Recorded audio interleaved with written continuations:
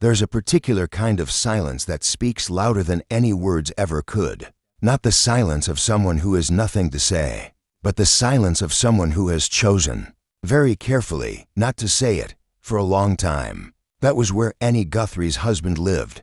Quiet, measured, composed in a way that some people described as strength, and others described as something else entirely. Something they couldn't quite name, but couldn't stop thinking about either. And then one day, that silence broke.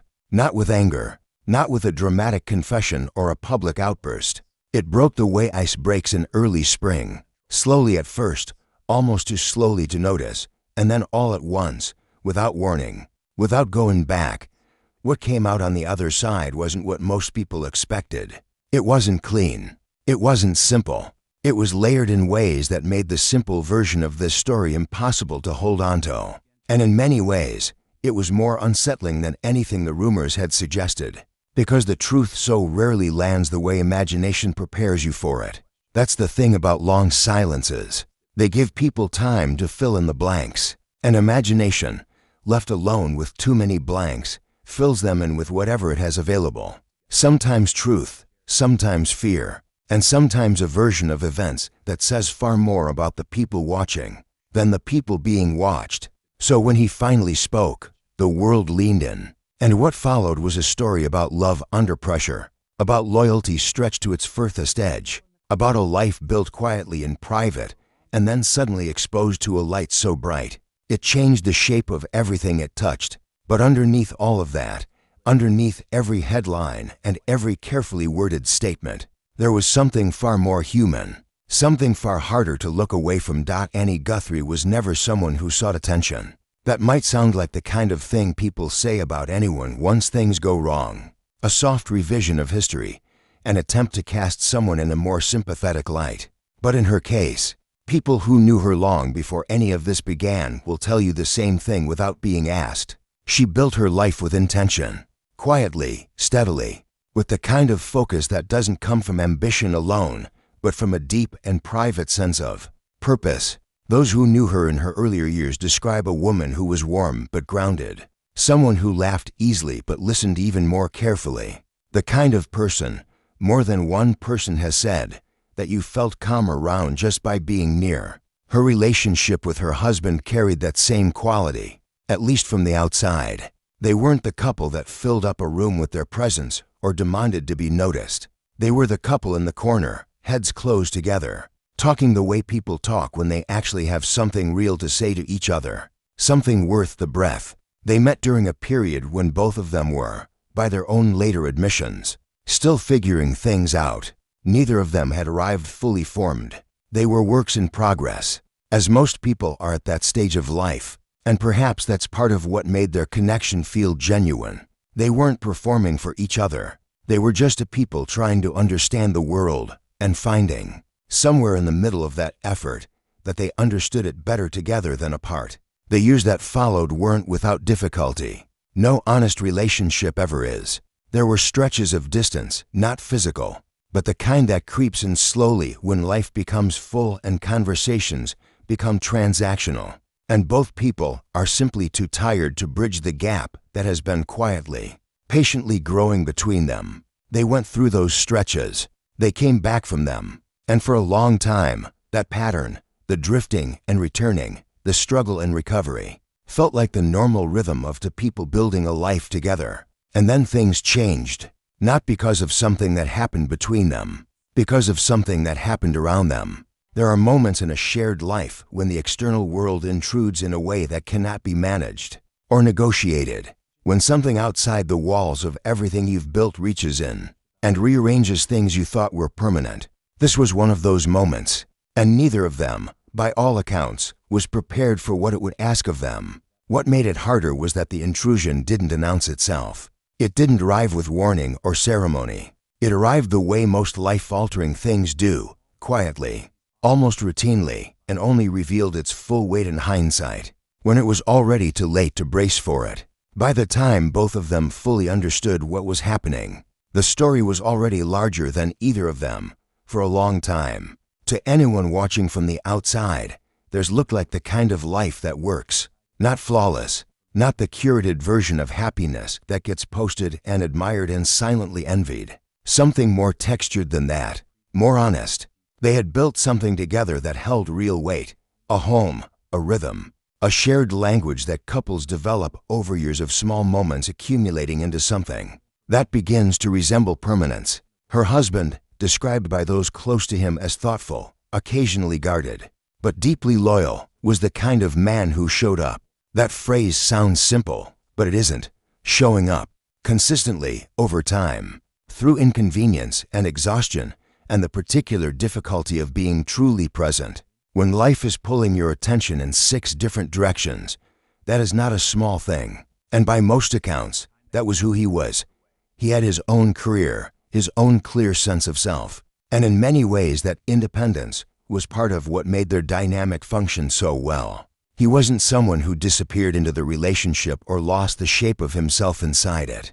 He maintained his own ground, and Annie, for her part, never asked him to be anything other than what he was.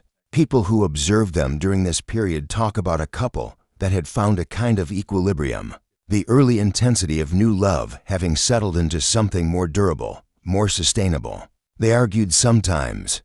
They didn't always agree, but there was a fundamental respect between them, the kind that survives disagreement, the kind that doesn't require one person to make themselves smaller so the other can feel larger. This matters because understanding what they had before is the only way to understand what it truly cost when things began to shift. Because stability, when it's real, doesn't shatter at the first sign of pressure. But even the most solid foundation can be tested when the pressure comes not from one direction, but from every direction at once. When it doesn't arrive as a single crisis, but as a slow accumulation of weight. The structure was never designed to carry. That was what was beginning, though neither of them could have named it yet. What they could feel, and what people close to them began to quietly notice, was a certain tension entering the space between them. Nothing definitive, nothing that could be pointed to and named, just a change in the air, a slight shift in the way conversations ended, a new carefulness where there hadn't been one before. Looking back, those who knew them say this was the period when everything was still intact, but the cracks, invisible and small, were already there. It didn't start with a revelation. It started with a question, a small one, the kind of question that, on its own, means very little. But context changes the weight of things, and in this particular context, it landed differently than it should have. People close to the situation describe a moment when something Annie said, or something that was reported about her, didn't match what her husband believed he knew. It wasn't a confrontation.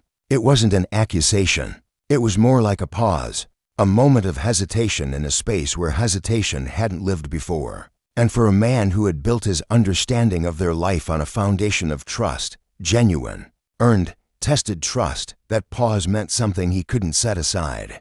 He didn't react immediately. That, according to people who know him well, is entirely consistent with who he is. He doesn't operate on impulse. He processes. He considers. He holds things quietly before he speaks, turning them over, looking at them from different angles before he commits to a response. So he held it, and while he held it, other things began to surface.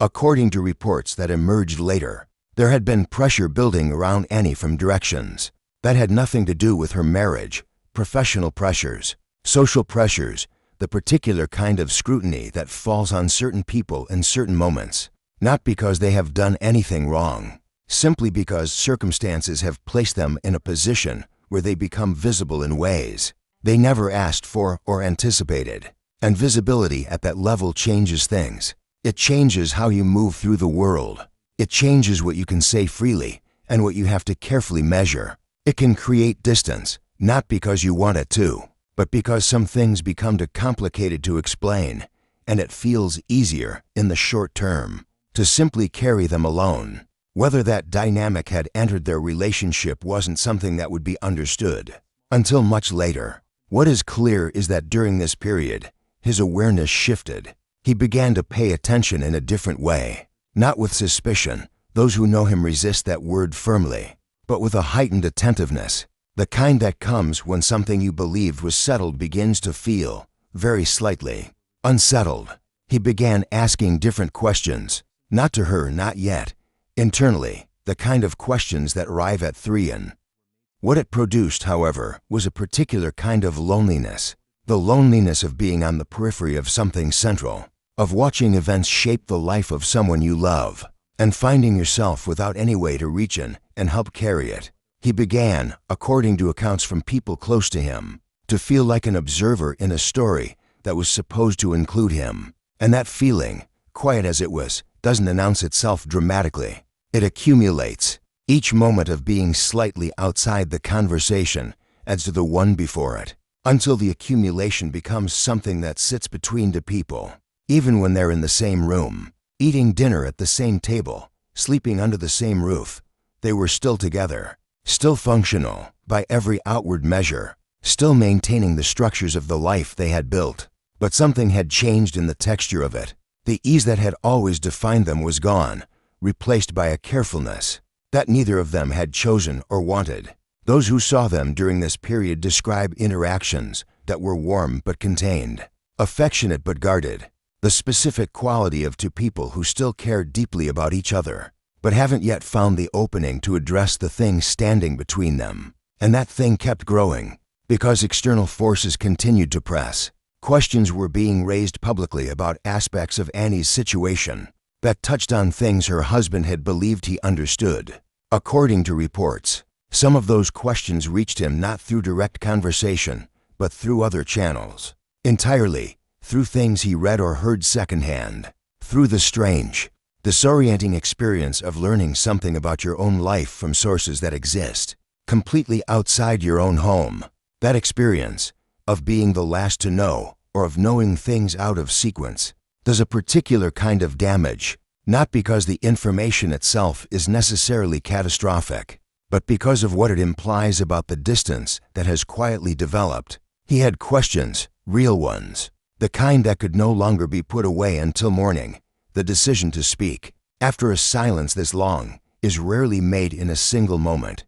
It arrives gradually through a series of smaller decisions, each one a tiny movement toward the edge, until there is no more distance left to cover, and the only direction remaining is forward. For him, according to those who watched this process unfold, it was slow and deeply deliberate. He was not, by nature, someone who aired private matters. The very quality that had made him appear so composed, that measured, interior way of moving through the world, was the same quality that had kept him quiet for as long as he had. Silence, for him, was never evasion. It was a form of respect, a belief that certain things belonged only to the people they involved.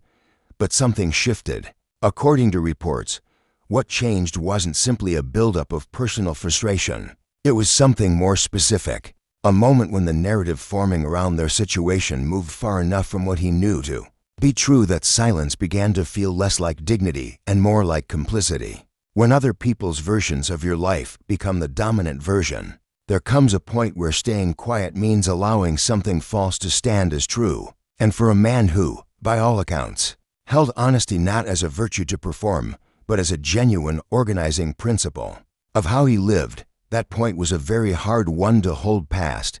He chose carefully. He didn't explode. He didn't issue an angry, sweeping statement designed to wound or to win. He spoke the way people speak when they have been thinking about something for a very long time, measured, precise, and carrying the full weight of everything that came before it. What he said, according to reports of his account, touched on several things that had not been part of the public record. The nature of the pressures both of them had been navigating, decisions that had been made, and what effect those decisions had produced. The distance that had grown between them, and the effort, real, repeated, genuine effort that had been made to close it. He didn't assign blame simply. He didn't present himself as faultless, but he said things that reframed the situation in ways that many people had not anticipated. And the response was immediate. When you break a silence that has lasted long enough, the sound of it carries. It reaches people who had already settled on their understanding of events, and forces them to reconsider. It reopens conversations that had been considered finished. It reminds everyone involved that the story they had been telling was never, in fact, the complete one. Those who had been closely following the surrounding circumstances noted that his account introduced details that had not previously been part of the public record. Questions were raised.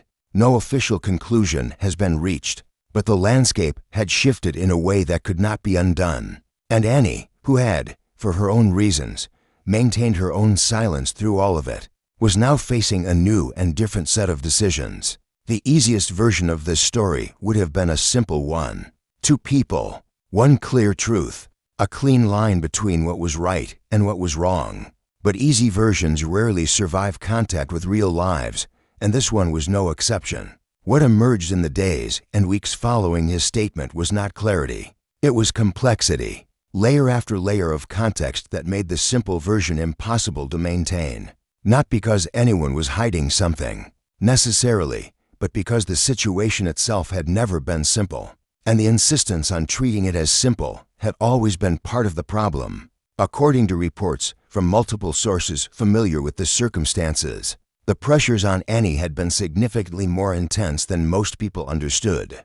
The professional and social forces at work had been operating on her for longer than the public timeline suggested, shaping decisions in ways that were not always visible from the outside, and not always fully communicated even to those closest to her. Her husband's experience of those pressures, watching them work on her without always being allowed into the full picture, had created a particular kind of helplessness, the helplessness of loving someone who is carrying more than you know and who has, for whatever reason, chosen to carry it without you.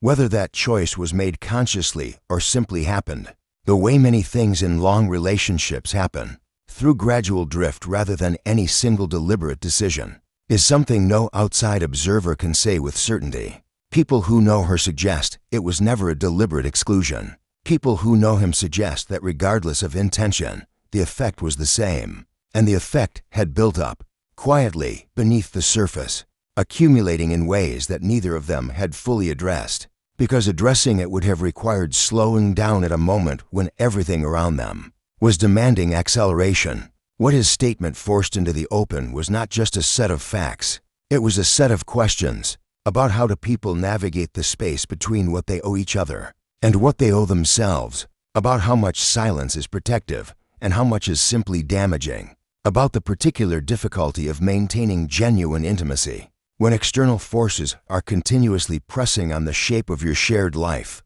These are not questions with easy answers. They are questions that most couples never have to face at this scale, with this level of visibility, under this kind of unrelenting pressure. The fact that they were being asked at all, publicly, with so many people watching, added a dimension that made everything harder, because the presence of an audience changes how you move through conflict. It creates incentives to perform resolution before resolution is real. It makes vulnerability feel dangerous rather than connective. It turns private grief into public spectacle, and in doing so strips from both people the very conditions that genuine repair requires. No official conclusions have been reached. No final accounting has been offered by those closest to the situation. What has been offered is a window, incomplete, imperfect, but real, into what the inside of a life under pressure looks like. When the seams finally begin to show, there is a moment, after a story like this one, when the noise settles and you are left with something quieter. Not resolution, not necessarily understanding, but something more honest. A sense of the full weight of what two people carry when their life together becomes something that belongs, even partially, to the world outside their door. What stays with you, sitting with all of this, is not the dramatic moments, not the statement or the silence before it or the reaction it provoked. What stays with you is the smaller picture, to people who chose each other, who built something together with the intention, as most people do, of protecting it, and who found, as many people do, that protection is not always possible, not because love fails, but because the world is larger and more intrusive than love alone can manage. He spoke because he could no longer hold the weight of not speaking. That is a deeply human thing. There is no version of that decision that is entirely right or entirely wrong. It is simply true, a person reaching the limit of what silence can contain and stepping, carefully but irrevocably, past it. And Annie, whatever the full shape of her story turns out to be, Whatever the investigations and reports and conversations still to come will eventually reveal is, beneath all of it, a person who has been living inside something enormous, something that was never just about her, even though it was always named for her, something